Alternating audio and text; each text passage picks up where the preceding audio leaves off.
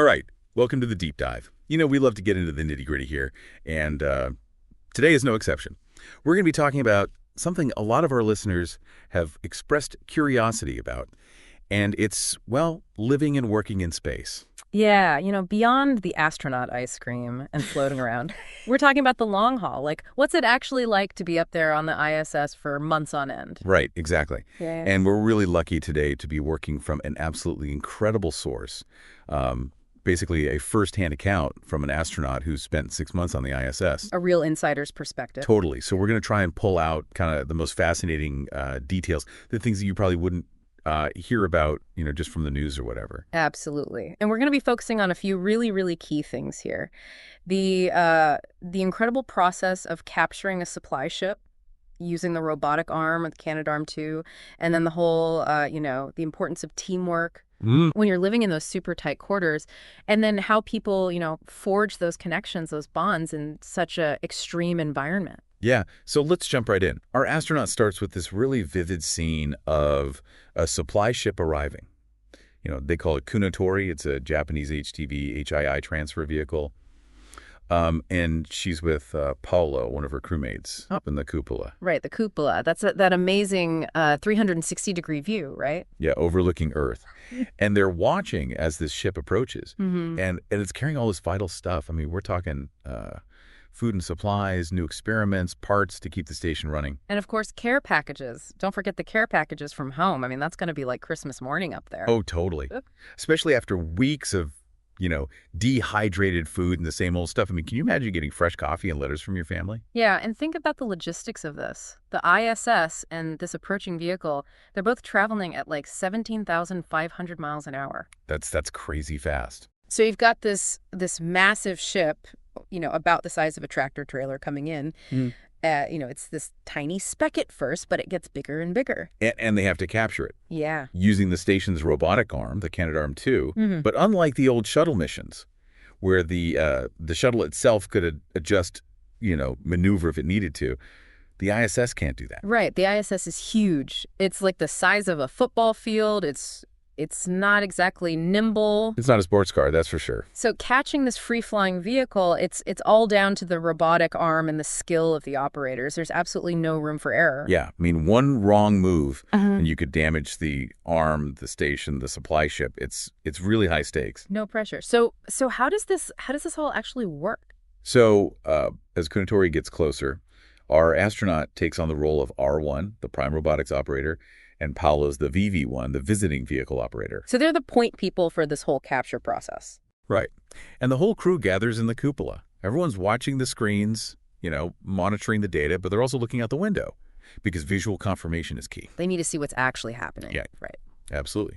So first, the HTV, it has to enter what they call the keep-out sphere, this imaginary bubble around the station. It's like a safety zone. And before they let it get any closer, they put it through a series of tests, stop, retreat, advance. Like a cosmic driving test? Yeah, kind of. To make sure it's responding correctly to commands from the ISS that they have control. And this is crucial because if something goes wrong, they need to be able to tell Kunotori to back off. Right, like an emergency brake. Exactly. But here's the thing. They've done all this training in simulators, but the real deal is something else. I bet. Our astronaut writes that the sheer size of this thing as it gets closer, it's just awe-inspiring. And you can sense the tension even in her very, kind of matter-of-fact account. Yeah. You're trying to grab this massive metal cylinder hurtling through space. That's got to get the heart rate up. Yeah, for sure. Then comes the capture phase. It's this really intricate maneuver. So walk us through it. What happens? So they target the grapple fixture on Kunotori. It's basically the handle that the robotic arm latches onto. Yeah. And the HTV, it uses its thrusters and sensors to navigate this virtual corridor, this pathway they've set up. To stay on target. Right. And when it reaches the capture point, 10 meters away from the arm, everything pauses. 10 meters, that's so close, but still. I know, right? And then they disable Kunotori's thrusters. It's called free drift. Now it's totally relying on the robotic arm to bring it in. And under our astronaut's control, the arm starts to move towards the grapple fixture. I can't even imagine, the focus that takes. Oh, it's intense. And then there's this moment she writes, where she's moving the arm and she realizes too fast. Just a tiny miscalculation, but at that speed and with that much mass, it could be a disaster. So she has to make this really subtle correction to slow it down. I bet her heart skipped a beat. Totally. But she does it, and she knows this correction will cause a slight swing in the arm's motion. It's a known thing. And then, those magic words, capture confirmed.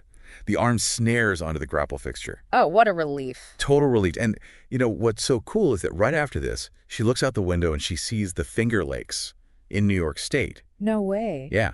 It's this totally unplanned connection to Earth, to her own personal memories, and, congratulations pour in from Mission Control.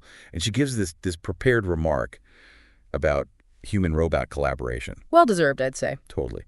But this whole event, it really highlights something crucial about long-duration space missions, which is the absolute necessity of trust between the crew. Yeah, it's paramount, right? Absolutely. Our astronaut, she really emphasizes that it's not just about getting along. It's about being able to depend on each other, absolutely, in this environment where even small mistakes can have huge consequences. Right, you're literally living in each other's pockets up there, and your lives depend on each other. Right.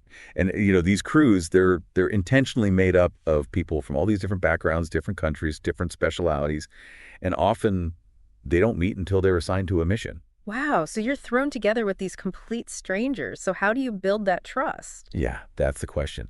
And the astronaut, she gives some really fascinating insights into this. Like with Paolo, it was about understanding cultural differences, those little nuances. And they bonded over things like, sharing meals, talking about their families. Like finding that common ground. Yeah, exactly. But with one of the cosmonauts, Dima they called him, it was trickier. Oh, what happened? Well, even though she spoke fluent Russian, there was this communication barrier. Oh. And she felt like he didn't trust her competence. Oh, wow. And she attributes some of that to, just being a woman in a very male-dominated field. That's unfortunate, but not surprising, unfortunately. Yeah. Right. But there was this one incident during a landing simulation that really shifted things. She had taken the initiative to learn these really complex burn calculations for the Soyuz capsule. That's usually the commander's responsibility, which in this case was Dima. She went above and beyond. Yeah. And during the simulation, she noticed that Dima had made a mistake in the calculations, and she corrected him. Wow. So she potentially saved them from a virtual crash. Yeah. And it was this moment of earned trust. Like she had proven her competence, and it couldn't be denied. Actions speak louder than words, right? Totally. And after that, things did improve, but there was still this underlying concern about how this dynamic would play out in a real emergency. And, NASA really emphasizes building trust through shared challenging experiences like wilderness training. That makes sense. But, you can't exactly send the whole ISS crew off on a survival course. Yeah, it's just not logistically feasible. So they mostly had to rely on simulations. But then during one crucial emergency sim, they really didn't perform well as a team. Oh, that's not good. No, it wasn't. So she pushed to have another astronaut, Chris Hadfield, a really experienced commander, observe one of their training sessions. And it seemed to help. Like, Dima started to be more inclusive, more willing to listen to her input. It's amazing how just having that outside perspective can change things. Right. And they also managed to get this brief leadership retreat with their NLS instructor who had trained them years before. NLS, that's the National Outdoor Leadership School, right? Yeah, exactly. And it was really interesting. They focus on these simple group activities and also personal storytelling, sharing vulnerable experiences. I can see how that would build connection. Yeah, it's like, that idea that vulnerability can actually lead to trust. And our astronaut, she even shared her own experiences with sexism, which, that takes courage. It does. So did this all pay off in the end? Did they finally build that trust with Dima?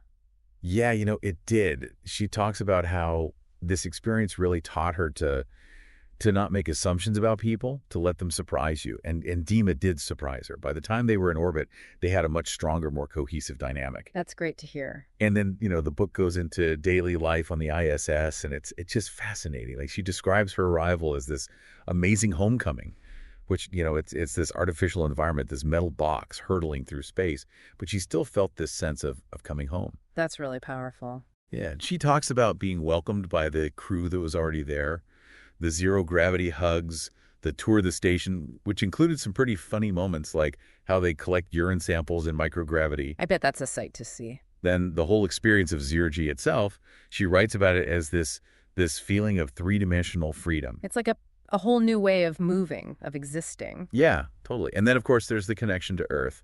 That first video call with her family, her kids' reaction to seeing her floating, sharing a toast. It must be bittersweet being so far away, but still able to connect like that. For sure. And the way they find these points of connection with each other, the crew, it's really heartwarming. Like, there's this thing they call borscht diplomacy. Borscht diplomacy, what's that? So they'd trade food, like Russian borscht for American steak. And they'd make sure everyone got their fair share of the good stuff, like coffee and tea. That's a great way to build camaraderie. Yeah, and those care packages from home, they were huge. She talks about floating gummy bears and Swedish fish. Ah, the little things. I know, right?